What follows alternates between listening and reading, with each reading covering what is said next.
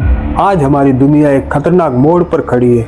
मानव गतिविधियों के कारण प्रजातियां तेजी से नष्ट हो रही है और इतिहास गवाही देता है कि जब भी मनुष्य ने प्रकृति से छेड़छाड़ की है तो प्रकृति ने इसकी भारी कीमत चुकाई है। सन 1507 में हिंद महासागर में पुर्तगाली नाविकों ने एक पक्षी को देखा जिसका नाम था डोडो। ये पक्षी उड़ नहीं सकता था, शांत स्वभाव का था और इसके कोई प्राकृतिक शिकारी भी नहीं थे।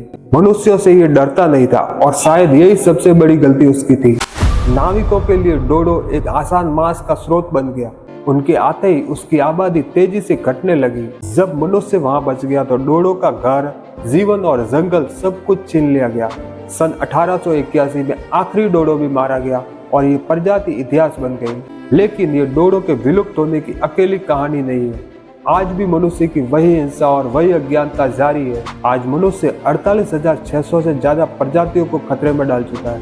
आचार्य जी ने संडे गार्डियन में एक गहरी बात लिखी है। ये सिर्फ विज्ञान नहीं है, ये मनुष्य की चेतना का सच है।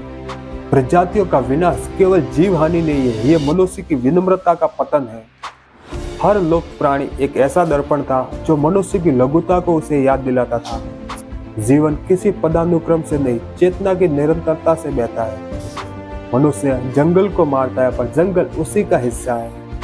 वह समुद्र को खाली करता है पर समुद्र उसके भीतर है। हम प्रकृति पर जो हिंसा करते हैं वो उस हिंसा की अभिव्यक्ति है जो हमारे भीतर है। जब तक विनम्रता का विनाश नहीं रुकता तब तक जीवन का भी विनाश नहीं रुकेगा, क्योंकि प्रकृति सिर्फ हमारे आसपास नहीं है, हमारे भीतर है।